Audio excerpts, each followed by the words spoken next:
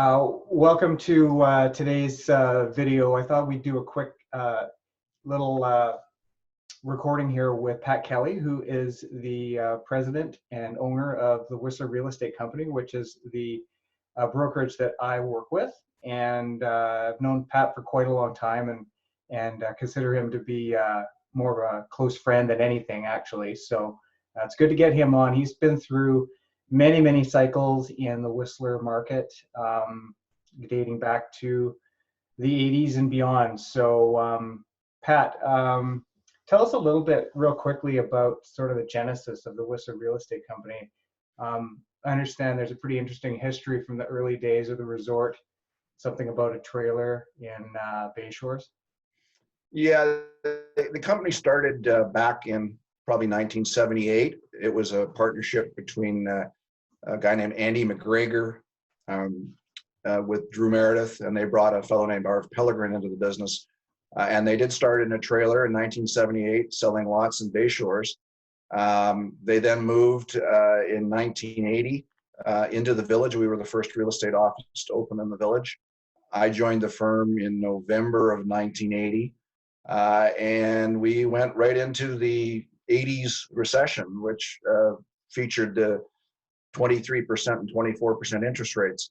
But we managed to survive through that.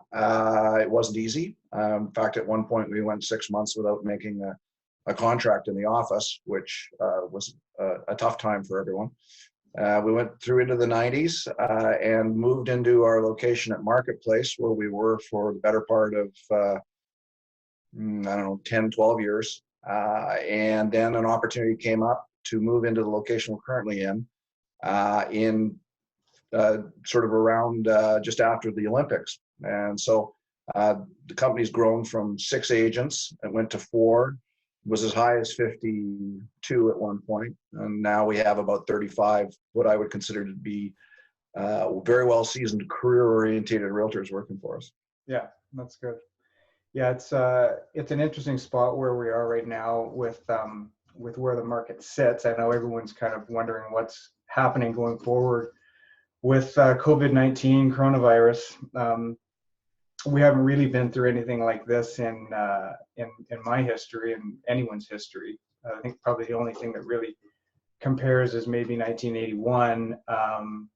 But I think we need to just sort of dial back a little bit to just figure out where the ownership in Whistler originates from, and just have a look at how those locations are being affected and how that in turn is going to affect Whistler moving forward. Yeah, Whistler historically, over the years that we've followed the numbers, about 65 to 70% of the ownership is showing Vancouver addresses or lower mainland addresses. That varies from year to year, but is pretty consistent, 60 to 70% in any given year. That's where the purchasers are coming from. Thus, that's where the ownership is. There's another 10 to 20% that we'll call international. And that's primarily from the Pacific Northwest and from the Pacific Rim. And then there's a local marketplace. Obviously, as the market has matured, those numbers are changing a little bit. And if you get up at the high end of the market, the over $5 million market, it will be a far more international flavor. Probably 25 to 35% of that market is international. Yeah. But we do, as BC goes, so goes Whistler. As tourism goes, so goes Whistler. It's been, there's some videos floating around on YouTube that show the village today. I can honestly say I have never seen it that empty, and I can include 1983 and 1994 and, the afternoon after 9/11 and, just the lack of people. This is the first time where we've had an episode that will affect the economy that is being driven by a health-based issue. And so I think it's very difficult to predict how everybody's going to react to that. And as long as BC is strong, Whistler will be strong. And that's always been the case. We're very fortunate in that no matter what the issue is with COVID-19, in my opinion, nothing in Whistler has changed. So once we've resolved the COVID-19 anxiety, Whistler should return to normal, subject only to consumer confidence and consumer preference. Yeah. So, I mean, clearly, U.S. and global events and economic trends affect the Whistler property market. I mean, that's always. Yeah, macro events. Whistler, I've always defined Whistler as a wealth market. Most real estate markets are a function of wage levels, job creation, interest rates. Those are very important issues in most urban markets. In the Whistler marketplace, confidence in investment, safety of investment, and confidence in the future as a consumer. You know, when things get a little scary, people tend to run to safety. Real property is safety, but also they tend to be a little bit more conservative in their decision making. So it does tend to slow the market down a little bit, which should not be interpreted as a lack of desire from buyers. It's more a more cautious approach to making an investment in the marketplace. Yeah, yeah. You know, and it's I like the term black swan. It's something that we've been speaking about lately, and I guess, you know, the three major black swans we've had before this was 81, 9/11, which I went through as a realtor. I started in real estate in 98 up here, and then of course 2008 was another rough one. How do you feel this compares? I kind of feel like it eclipses all of them. Well, I think they're different in nature. I mean, the definition of a black swan is something you weren't expecting. And even the recessions that we had in 81, I'm not sure anybody expected 24% interest rates. So the difference in this one is it's so all encompassing around the world.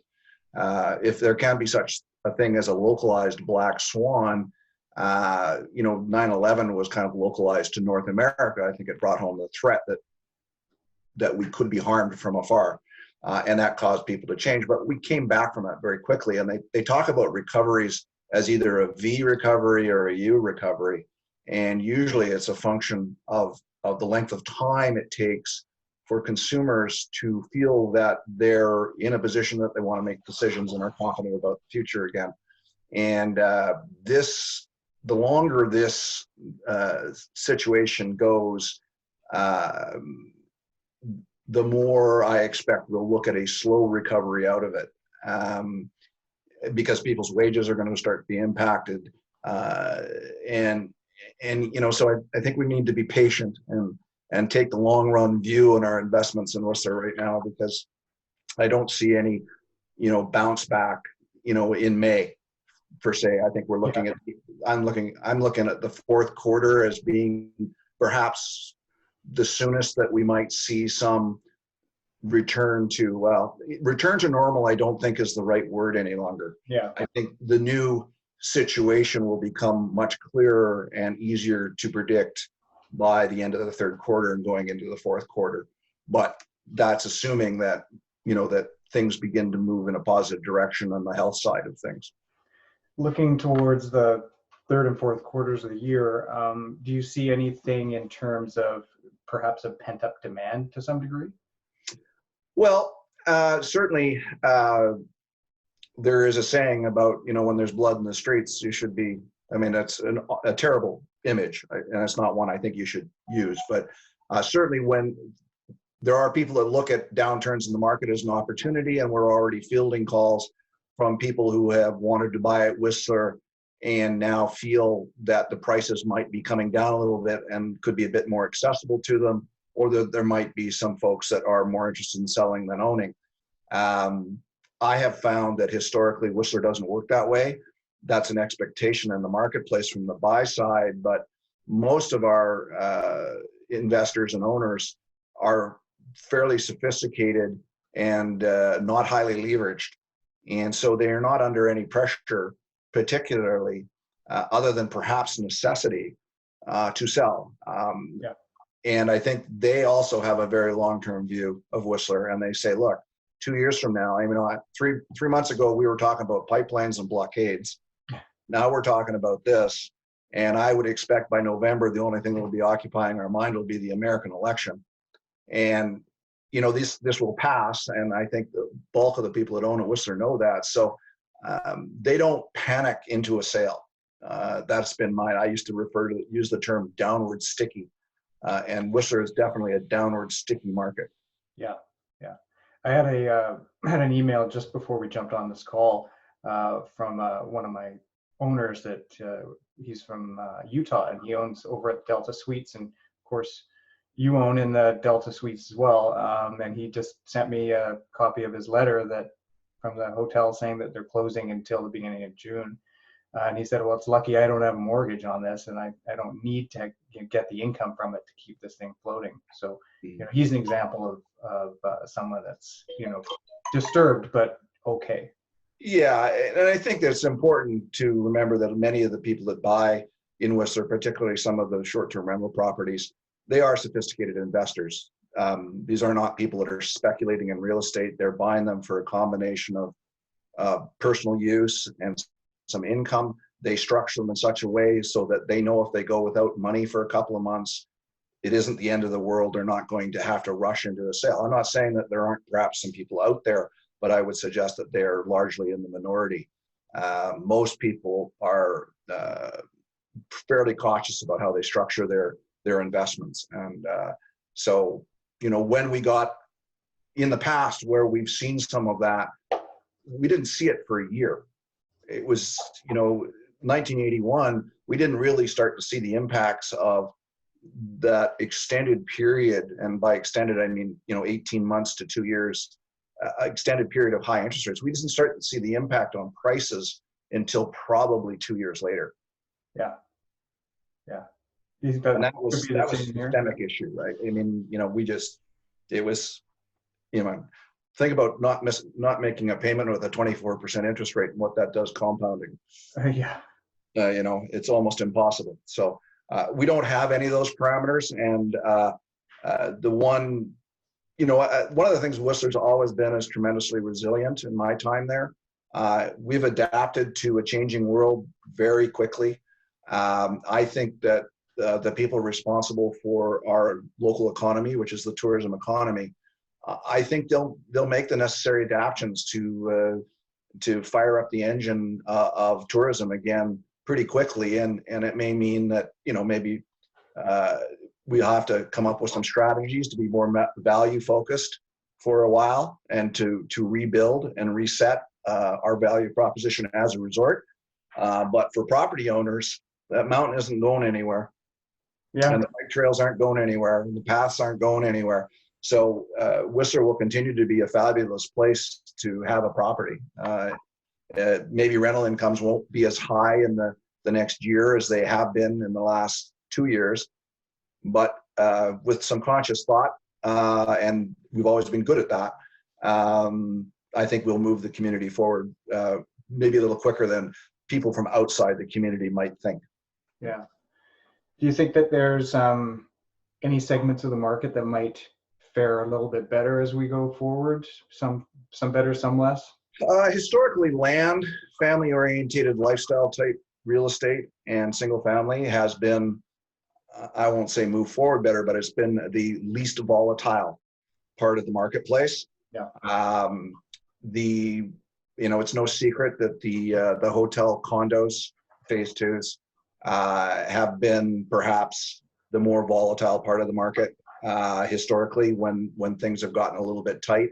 I think that was more that volatility was more a result of back when we were really having a problem to building up an occupancy rate. But we've established that we can have an occupancy rate of 70-80%. And I think we can get back there again. So we may not see the same level of volatility that we saw, say, in the 80s or 90s, or even after 9/11, when, you know, everybody said, "Oh, nobody's ever going to travel again," you know, because they're scared. And you know, that, yes, you know, that mindset was there for a while, but now we have a much more mature product, and the uncertainty. I mean, in the 80s, it was whether would Whistler even survive. I mean, I mean, I can remember, the bailout, the government bailout, and oh, will Whistler make it? Should I go to Whistler, risk my money there? I don't think we're in that kind of No. framework any longer. Where it's far too established a place to think that somehow we're going to burn it all down. We're not burning anything down. It's just a function of working through this next, perhaps challenging period. And that doesn't mean there won't be opportunities. Clearly, there will be, and one of them will be that there may be a few more places for sale. So, for somebody looking for a place, I think buyers may find that there's more opportunity for them to make a purchase of something they might want here.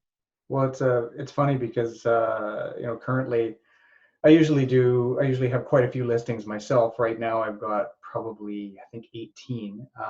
But in 2008, I had 48 listings. I was pushing almost 50 listings. So I think we'll probably see some inventory changes for sure.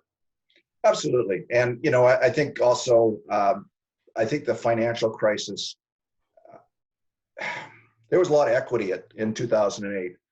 There was a lot of people, and a broker friend of mine said to me once, he said, people, when people think they're going to need money, they sell the most valuable asset they have, the one that they think is the most liquid, and so, or has the most equity in it. And the run up of the real estate market from 2003 to 2008 was pretty strong, almost as strong, perhaps even stronger on a percentage basis than the one we've seen since 2014 until sort of mid 2018. Yeah. So, if you're looking to create some money because you have some problems somewhere else, because you bought some asset-backed securities of some sort, Whistler was one of those things to sell. Yeah, for sure. Now moving north, where I am right now, there's Mount Currie. Any kind of final thoughts here on what Pemberton will do?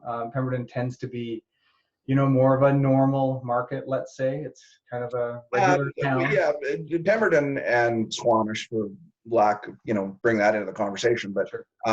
They are, typical urban, suburban markets where interest rates, employment, and value for money is perhaps a more important than it is in Whistler. So the economy does affect Pemberton. What's working in Pemberton's favor is the fact that there's such a disparity between prices in Whistler and prices in Pemberton, and a total lack of product for sale. There still isn't very much for sale there. So it's not a big marketplace, and I think prices will probably hold up well as long as people come back to work. That, I think, is the one you got to keep an eye on. There's certainly no question you cannot borrow money any cheaper than you can get it right now. Yeah. So if you're looking to get into something and can get a mortgage, then this is the time to be out there shopping. I don't see us going to negative interest rates anytime soon. Yeah. So, hopefully that'll bring some new product. We know there's a number of homes at Toyota, at Sunstone.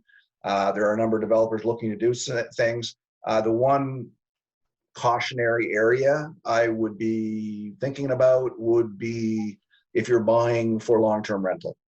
I think rental rates that we saw, say, a year ago, probably in the short term won't be achievable. Yeah. And if you're a landlord today, I think I would be sitting down and being proactive with your tenant. Because I think tenants are going to have a lot of choices going forward. Yeah.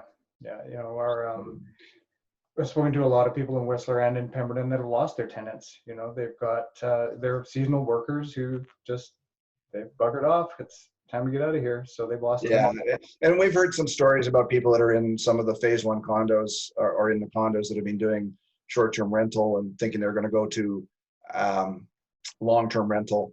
Stability. I think you need to be talking to your advisors about that, because there are some tax implications associated with that, and of course the Residential Tenancy Act isn't quite as easy a thing to work with as you might think it is. Yeah. It can shift your GST implications. Yeah, your GST implications could change.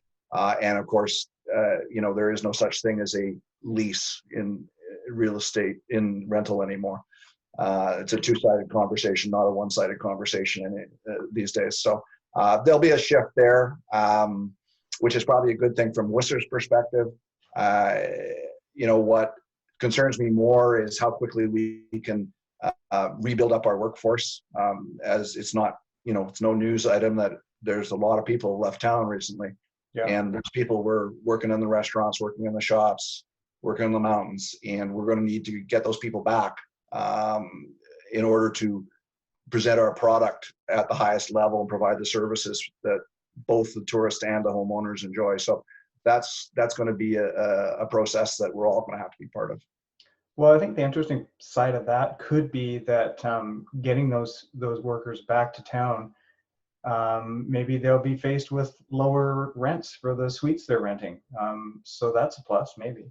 Absolutely. I was talking to our receptionist today, and she said, I'm looking to upgrade. I don't know what her situation is currently, but she says, I can probably upgrade into something better to live in. So yeah, there's going to be places for, people that want to stay. They won't have to live in some of the situations that anecdotally are being tossed around, which, it's really not something that makes for happy workers. Yeah, and that was always the struggle. We couldn't get workers here because, they would just go to Big White instead because they can get a one bedroom for $800 a month instead of $3,000 a month. Yeah. Well, on top of that, there is the general lack of workers anyways. I mean, there is just a lack of workforce in general. So it'll make it easier on employers if they have to assist with housing. It'll make it easier on workers who will be able to find housing. People, we won't be hearing about these people that have 3 and 4 jobs. Not that I'm saying the side gig economy is going to go away, but it'll still be there. But, I think I'd like to be realistic about these situations when they occur. I think it'd be unreasonable to say that we're just going to go back to whatever world we were living in pre-COVID-19. I think there's going to be some work to do and some challenges and decisions to be made. And there will be some opportunities for investment. There'll be some opportunities for new businesses.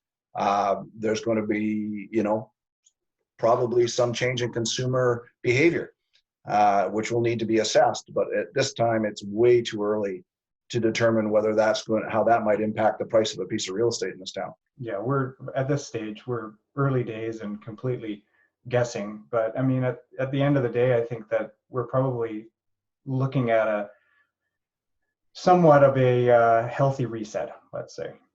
Yeah, and our economy is gone through a reset on a regular basis.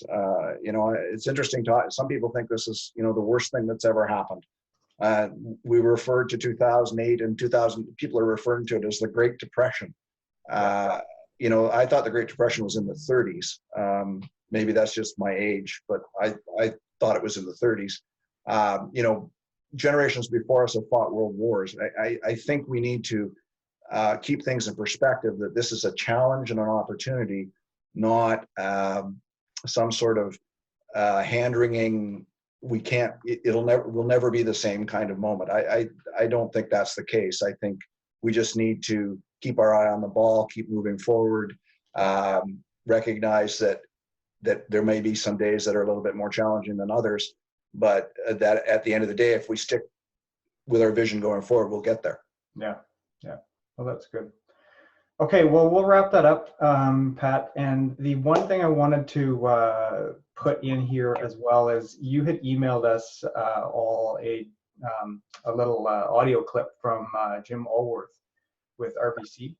Yeah, as long as you credit Jim, if you wouldn't mind. Yeah. And RBC. Actually, when are you going to do this? Tomorrow. Okay, let me check with my guy who sent it to me and just make sure that it hasn't got some sort of private client thing. Because he's my investment advisor and it's supposed to go out to RBC client. Oh, I see. Okay. So I can almost guarantee you that you'll have to credit him. Yeah, that's fine. But I will check with Doug and he will let you know. Yeah. It was good. I really liked it. Yeah. Yeah, no, he was at the View from here a couple of times, eh? And the first 2 years we did the view from here, he spoke at the view from here. Yeah. And the room was full of investment managers because he's like their top Canadian guy, right? And yeah, I remember I was at one of those. It was really good. yeah, he's a very, he's got a lot of perspective. He's been through this before, same as I have, as you have now. He keeps things sort of, let's not kid ourselves. On the other hand, let's not go too far the other way either. Yeah. As you know, there's a lot of people running around with their hair on fire right now, and it's a little hard to take. I mean, I've stopped watching the news. I can't watch the news anymore. I know it's when you watch the news, it's like you get this feeling like everyone's going to die from this thing. Yeah. It's like, what? Yeah. And the only thing I think we may have missed out on, and I don't know how you want to fit this in a little bit, is that this is an area that, despite everything that's going on, we really haven't felt the impact, the mass impact. It's not like New York, not like California. We've got our trails, we've got our mountains, we can go for a hike, we can go for a run, we can socially isolate without feeling hemmed in. Yeah. We've been able to, I think anyways, Pemberton certainly seems to be, other than, as I say, the hair on fire types, Pemberton just seems to be life. It's a little quieter, if that's possible. Definitely quieter. And I'm just at home a little more. Yeah, we're at home a little bit more. It does, that'll be one of the big changes, I think, is the number of people who now realize that they can work from home. Yes. Yeah. Right. And that's, I think I told you a couple of days ago, I've got some realtor friends down in Colorado, and one especially at the Steamboat group in Steamboat, and he said his inquiries have gone up.